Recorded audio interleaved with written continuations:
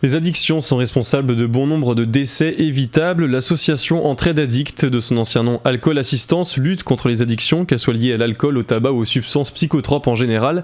Gilles Gauguin, bonjour. Bonjour. Vous êtes le président de l'association, donc de la section Bernay, pour l'association Entraide Addict. Donc pour expliquer brièvement les actions de l'association, votre objectif est d'accompagner les personnes en prise avec des conduites addictives ainsi que leurs proches. Des difficultés avec l'alcool et puis toutes sortes de drogues. Quoi. Vous étiez vous-même addict à l'alcool, alcoolique, il y a quelques années avant de rejoindre l'association. Ouais. Pourquoi ce besoin donc de venir en aide à votre tour dans ce combat contre l'addiction ? Disons que moi on m'a aidé à m'en sortir et maintenant j'aide les autres à en sortir aussi. Quoi. C'était un besoin pour vous de justement prendre part à cette association-là ? Oui, parce que quand on voit comment on a galéré quand on est alcoolique et tout ça, pour s'en sortir, c'est pas facile. Vous venez justement d'évoquer un petit peu donc brièvement votre parcours, vite que vous avez galéré, etc. Est-ce que vous pouvez un petit peu nous expliquer cette période de votre vie ? Bon, moi j'ai commencé de bonne heure, j'ai commencé à travailler à 14 ans, donc à 15 ans j'étais déjà dedans. Parce qu'à cette époque-là, on avait le casse-croûte le matin, l'après-midi, et puis c'était pas de l'eau, quoi. Alors vous donnez une définition assez claire de l'addiction, elle survient quand on perd la maîtrise d'un produit. Et bien justement, comment savoir quand le produit prend le dessus ? Disons au début, c'est comme si on était content tout le temps, quoi. Hein, on est joyeux, tout ça, puis après ça devient une habitude. On se lève le matin, on a besoin d'un verre, au lieu de prendre le café, on prend 2 verres de vin ou un... Vous dites être content, être heureux, etc. Ça veut dire qu'au final, ça vous permettait oui. de maintenir un certain état de jovialité, de joie dans votre vie. Et puis on se sentait capable de tout, quoi. On parle souvent de polyaddiction, donc c'est quelque chose qui revient souvent dans votre association. Vous êtes devenu d'ailleurs expert en polyaddiction, on peut le dire. Donc c'est le fait d'avoir plusieurs addictions, par exemple l'alcool et le tabac, qui est un mélange entre guillemets qui touche énormément de personnes, on peut le dire. C'est les deux principales, parce qu'après il y a la drogue. Exactement, après se joint à la drogue, etc. Les médicaments, exactement. En quoi justement donc la polyaddiction est encore plus dangereuse qu'une addiction simple, par exemple juste au tabac, juste à l'alcool ? Tous les mélanges, c'est pas tellement bon. Disons que juste l'alcool, ça va, mais 2 produits mélangés, après ça atteint le cerveau, C'est d'autant plus dur de se sortir d'une polyaddiction que d'une addiction normale ? Oui. Pourquoi ? Disons qu'on ne peut pas arrêter les 2 produits en même temps. Il faut choisir le produit qu'on veut arrêter en premier. C'est comme pour fumer. Et l'alcool, on arrête l'alcool en premier, mais on n'arrête pas de fumer. La pratique addictive regroupe 3 choses, donc l'usage simple, l'usage nocif et la dépendance. Qu'est-ce qui différencie pour vous ces 3 domaines ? La première, c'est tout seul, quoi. Après, nocif, c'est que ça atteint plusieurs personnes en même temps, quoi. On atteint les proches, on atteint tout. Alors, c'est nocif, ça. Il y a un lien entre ces 3 usages. Ça commence souvent par une consommation simple, donc occasionnelle, pendant les soirées par exemple, ou quoi, si on se base sur l'alcool. Puis ça se termine souvent en dépendance du produit. Finalement, est-ce que le meilleur moyen de ne pas tomber dans l'addiction, c'est en ne commençant jamais ? Et je sais que cette phrase vous fait réagir. Oui, parce que ça, c'est pas facile. Hein. On peut pas rester enfermé dans un cocon et dire je vais pas sortir, je vais pas fumer, je vais pas boire, je reste là. C'est trop facile à dire, vous pensez, justement ? Oui. Pourquoi ? Parce que c'est trop facile à dire pour ceux qui n'ont pas touché, quoi.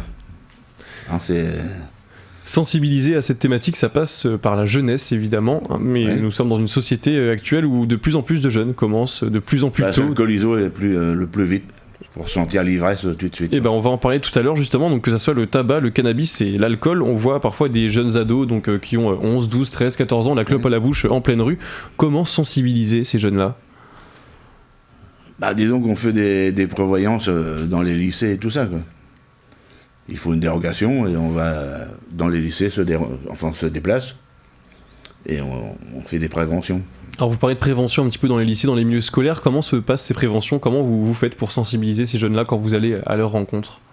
Disons qu'on on a des lunettes, comme si on était alcoolisé, et on met des quilles, on les fait marcher, après on leur fait passer soit un petit film ou un truc comme ça. Et...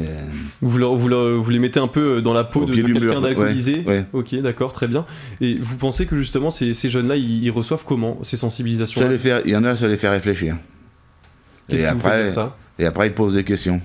Quel genre de questions on vous pose la plupart du temps ? Est-ce qu'on peut s'arrêter à temps ? Est-ce que ça va pas recommencer plus tard ? Si, ça va. c'est une attention de tous les jours.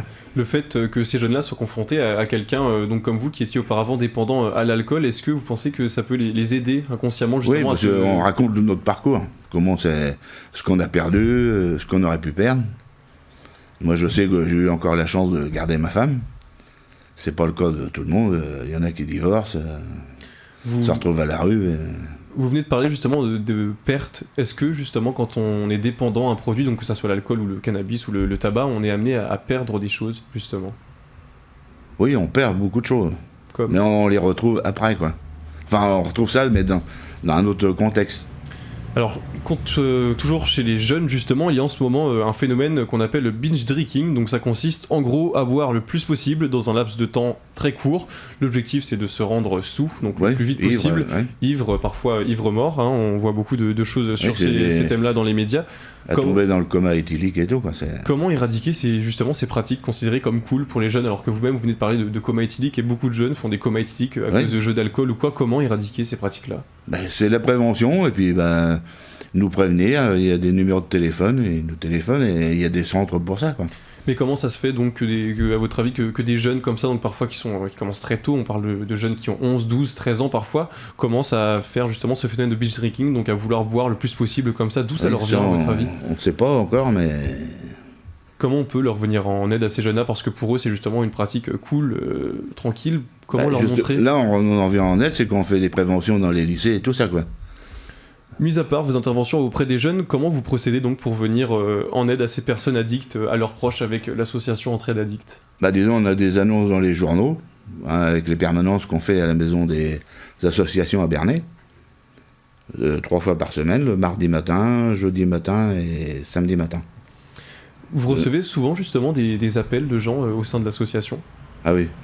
Quel genre d'appels vous recevez? Quelles sont les addictions, par exemple, les plus fréquentes pour lesquelles on vous appelle? Pour l'instant, moi, j'ai eu que l'alcool. Que de l'alcool? Oui. Disons que les gens, soit qui sont poussés parce que leurs proches en ont marre et ils les forcent à faire un pas, quoi. Ou sinon, c'est eux d'eux-mêmes.